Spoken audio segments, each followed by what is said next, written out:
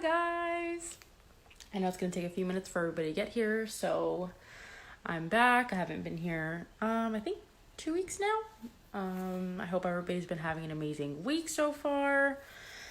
Hopefully soon things will start getting back to normal-ish.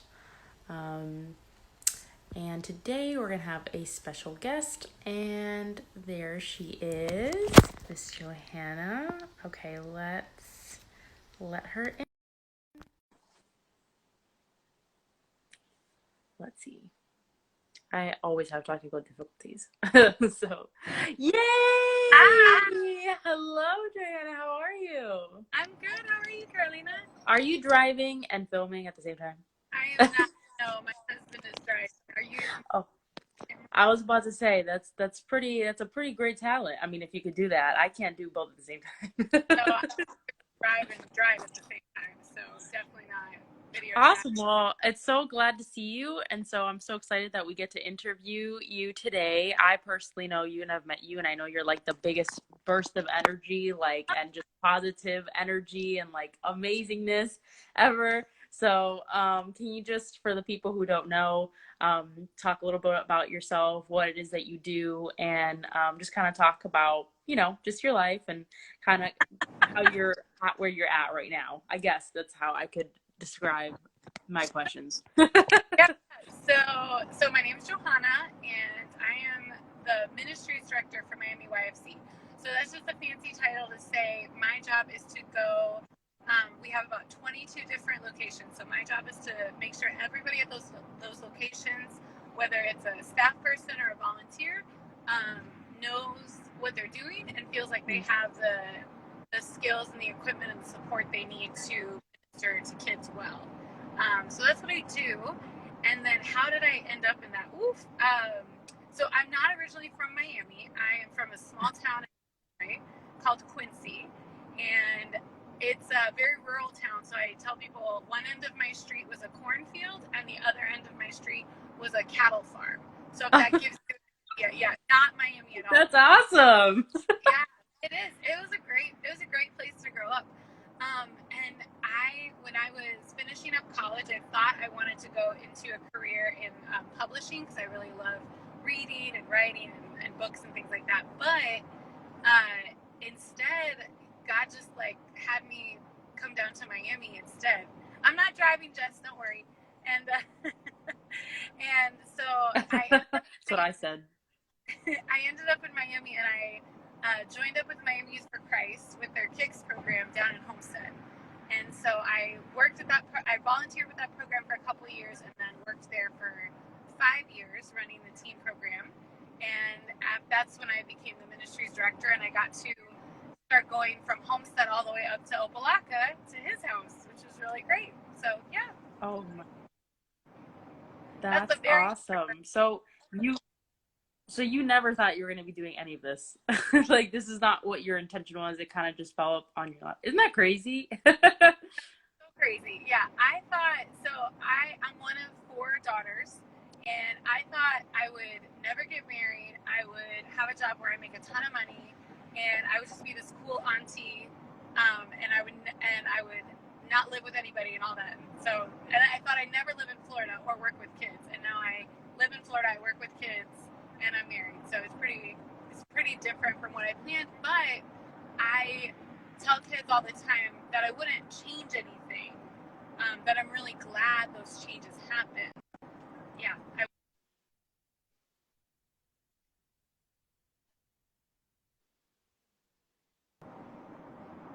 Ooh, the connection is like shaky. Okay, there we go. Yeah. Maybe better. Maybe it's me. Sorry, I don't know what it is, but no, it's okay. The internet these days, at least for me, has been crazy. Everybody's using so much Wi-Fi now. I feel like it's just so. With that being said, because the life that you just described versus like all that you're doing now is so different. But I'm sure I think everybody the way I thought my life was gonna go was not the way that it went. Not in a bad way. It was just different. So was there like a specific moment or something that just came on your heart, or something that you experienced that kind of made you be like, whoa, wait, this is where I need to be, this is what I need to do?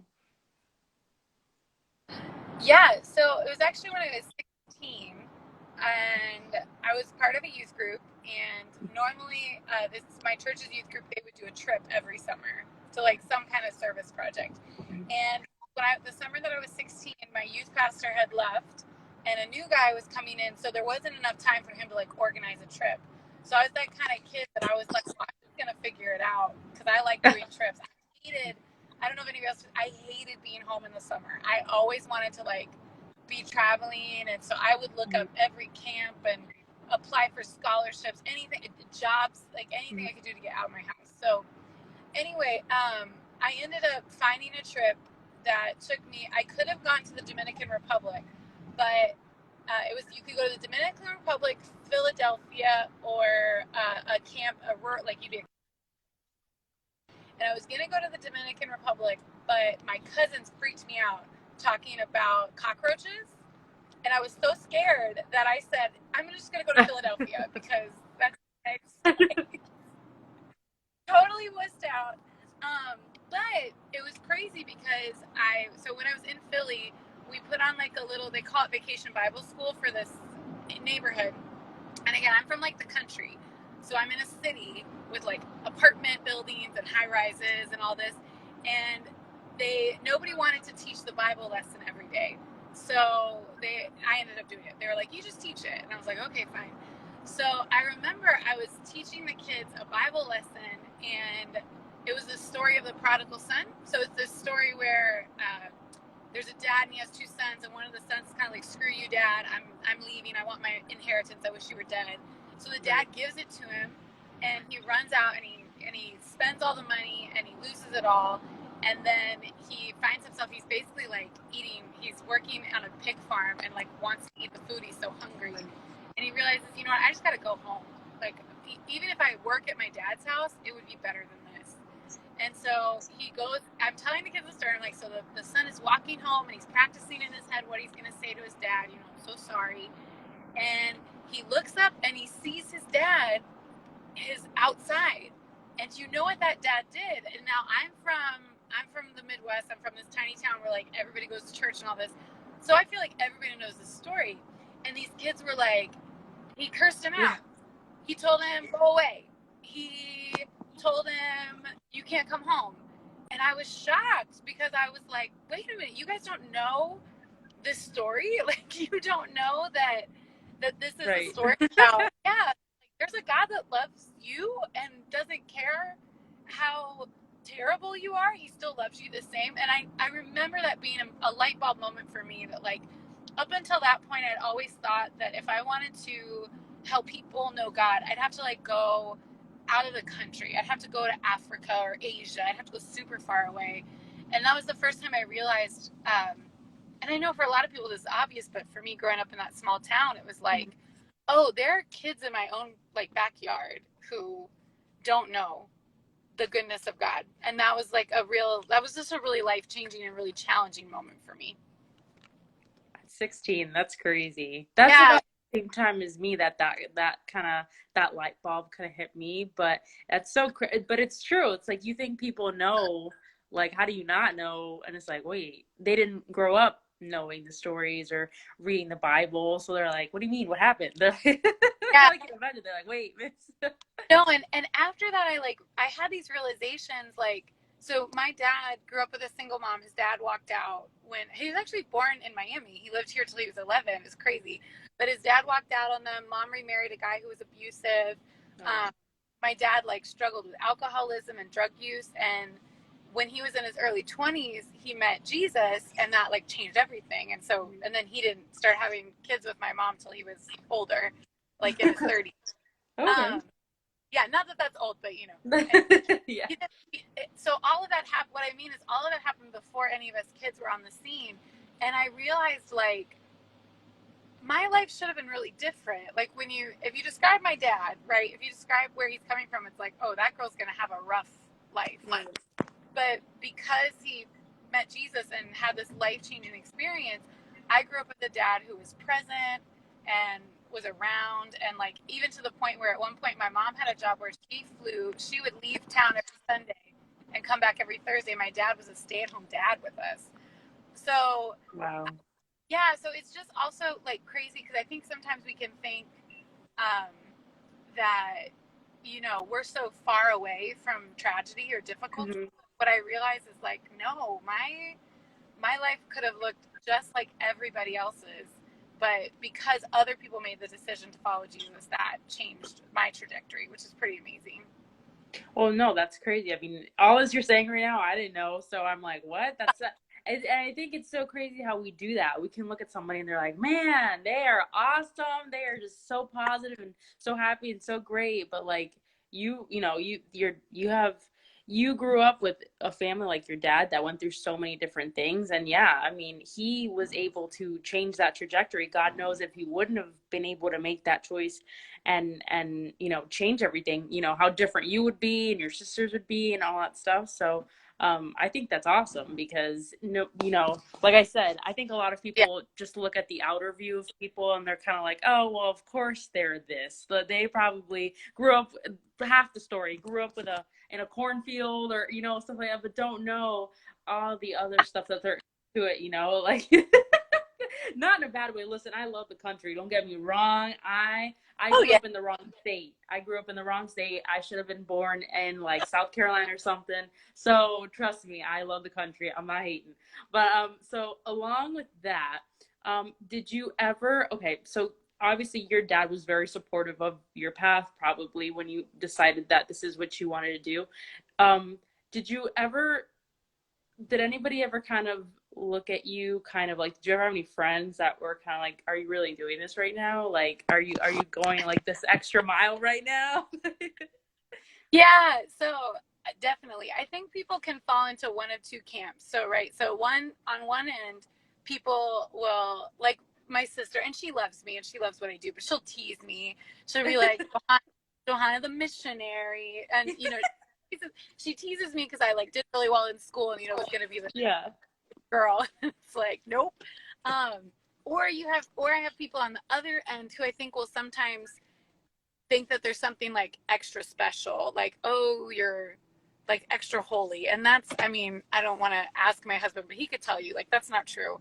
Right. Um, yeah, that it doesn't, I don't want to say anybody can do this, but what I mean is like, if you're willing to let God use you, God will figure the rest of it out. That's one thing I've realized is like, it isn't so important whether I have all the skills or the knowledge. It's really more important that I'm willing, and then God helps take me the rest of the way. Right. And that honestly, that has been what has saved me most of my life. I'll tell you that Yeah, much. I don't think I got skills or knowledge.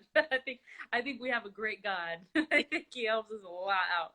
So yeah, um with that being said, obviously we are both on the same page about this, like when you I mean, you grew up kind of in the faith and everything like that, but when you decided like you really wanted to commit like that and you really started listening to God and stuff like that, that changed your whole life, right? Like the whole course of everything, the whole, because I know at least for me, everything became different. I mean, I was doing all right. Well, not really. I went through my own thing, but when I finally like gave in to everything and gave in and started listening to him and living my life his way instead of my way, that's when, at least for me, all the not so great started turning good. So I guess my question is, you know, when you look back at your life before all of this, now you've been doing this for so long, um having that relationship with God, did I know already the answer, but did that make the entire difference in everything? Did that solidify everything? And looking at like the beautiful family that you have now, you know, and what everything that we all think that our lives are going to be, like how crucial and how important even in everyday life is that relationship and is that connection. yeah. Well, I think so. I think that uh, let me put it this way. So, growing since I grew up like in church and knowing God, and I like decided to be a Jesus follower at a super young age. I was like 5 or 6 years old. Um, Wow. yeah, pretty crazy. So, but what that's meant is that there's been times in my life where I've realized that I was going in the wrong direction, and the minute I turn and go the right way, and sometimes that's knowingly like doing the wrong thing, and other times it's like I was saying, like I wanted to go in this publishing direction, and then realizing like I think God's going to take me somewhere else.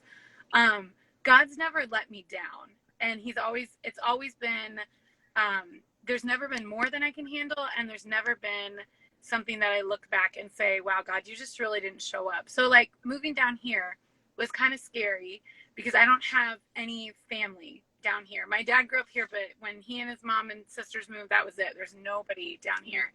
And I remember when I was coming down here, I was reading, I read the Bible every day or try to, and there's a passage in Hebrews where Jesus talks, or where the author talks about how Jesus gives family to those who have no family. So the idea is that you're adopted into this family, right?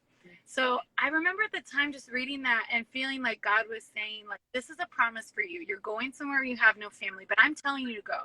And so I promise you that you will have family. And I was like, okay, I'm going to trust that. And then I came down here and I have really good friends. And so for years I was like, I have this amazing family between Youth for Christ and between my friends at church. And it's like this multicultural family. I grew up in a place that is like white. Mm-hmm. Like you see a person of color and you're like, oh, where are you from? Like, I you know where you are? can imagine. Yeah, so the fact that like I've got friends from different countries and different languages who speak different languages and different colors and some grew up super rich and poor and just all over the place. It's like, whoa, this is amazing. Mm. And then on top of that, then that was all like in 05, or I'm sorry, that was all from like 2006 to 2011. Then I started dating my husband, who's just a friend from college, but he lived here. And we got married. So then I literally had family, like legally family. And then on top of that, there was a girl that I started mentoring. We're actually on Fridays. We come down here to have dinner and check their homework. I started mentoring one of these girls, and her family's from Mexico. And just, God is insane. And we just got more and more involved with this family to the point where, very sadly, in 2015, dad was deported. Mm-hmm. And then about 6 months after that, mom got hit by a car and she survived. Oh my gosh. She survived. Yeah, I have to tell you that quickly. Like, it was okay, but we were the closest people. So the kids came and lived with us, and we went and took care of mom in the hospital. And at that point, we also did some paperwork to say, like, hey, we're legally connected now. So I have an even bigger family. And that's just one example of like trusting God. Like, this idea seems crazy. I'm moving somewhere where I don't know anybody. It's super expensive, and also I don't speak Spanish. But okay, and God's saying, I'm going to give you family. And me thinking like, my friends are my family. This is great. And he just keeps pouring more and more and more. And it's just amazing.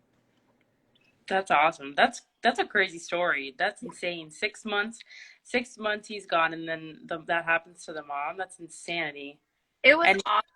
Yeah, it was awful. DCF got involved because there was also domestic violence. So it was like, he got deported for 3 months. DCF was like surveilling the family. It wasn't awful. They're just doing their job. But, it's tough when DCF is involved. Yeah. And then, we closed the DCF case. She had her birthday, and then like 3 weeks later. That's crazy. And how old is she? Yeah. Well, how old is she? Now she's 41. She just had her. Oh, she's 41. She's 41 now. The girl's 41 now? Oh, no. No, sorry. The girl. The daughter. Yeah, the daughter is 19. Oh, wow, okay. Yeah, she graduated high school last year, and she's finishing up her AA, so she'll be the first in her family to have her AA. Oh, that's awesome. Yeah, it's pretty cool. That's crazy. Well, that's like a really crazy story, and especially I didn't know that you had nobody down here, so for you, little old you, to come down here all by yourself with all this crazy madness, that's insane. So that's crazy that you say that, because I was actually really thinking about that today, about, being scared, and because I'm actually not in Florida right now. I actually moved for the moment to Maine. What? So I've never been anywhere where there's snow or it's cold and you're like, wait, what'd you say? I said, and a lot of white people. Maine is, And a lot of white yeah. people, right? It's very different than South Florida. But so I was really thinking about it, right? And I've never really been scared of really mud. I'm not afraid of like doing it, but I've thought about how even I've done things that have scared me, but even though maybe it seems scary, if it's what God puts on my heart, then I feel like do it. And that story that you just said, like, I think that's a perfect description of that because I think there's a lot of things that people are scared of. We can all be scared of anything, but when you have God's peace with you, no.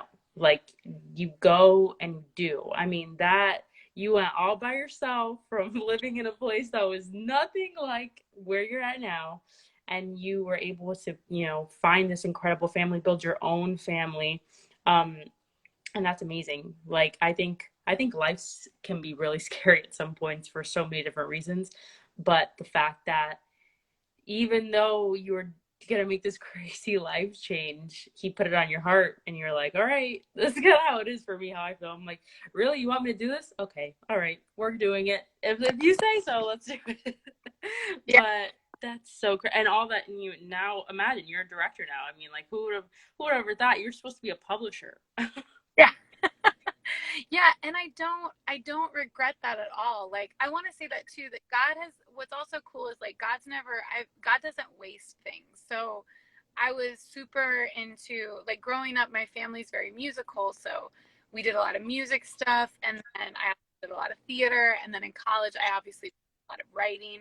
And so sometimes people can worry like, oh, is this all going to be a waste? But in the position I have right now, like, I have to get up in front of people and talk, whether that's kids or adults or whatever. So the theater stuff comes in really handy. I get one of the programs is the Catalyst Hip Hop program, and they do a lot of music stuff, so I can help out with that and relate to it. And then also write. I mean, I have to write all the time in this job, and so yeah. So I think that's really cool too. That there's just certain skills and things I learned over the years. The one thing I haven't figured out how God's going to use it yet is, so the town I grew up in is really small, so you only had two choices for a foreign language. Like, you had to learn one of them in school. And so you could either learn Spanish or German. And I chose German because my Oh boy. sister was taking Spanish and I just wanted to be different. Yeah, and I haven't figured out how God's going to use the German yet. Like, I really can't figure that one out. Well, maybe one day you'll So if be stuck anybody in a knows, let me know. place. Maybe one day you'll be stuck in a supermarket and maybe there's some old lady there that just, she doesn't speak any English, she only speaks German. That happens a lot with Spanish, but hey, you never Maybe know. so. Depends where you're at. You never know. Nowadays, they German Spanish up with it. Oh, It's can you say awful. something in German? What can you say? Ja, ich habe Deutsch geschrieben vor 8 Jahren in der Schule. What was that? You don't know if that's right or not. No, what I don't even know if I that's studied. German. I don't even know what that was, but what was it? What did you say? I said I studied German for 8 years in school. 8 years. Oh my gosh.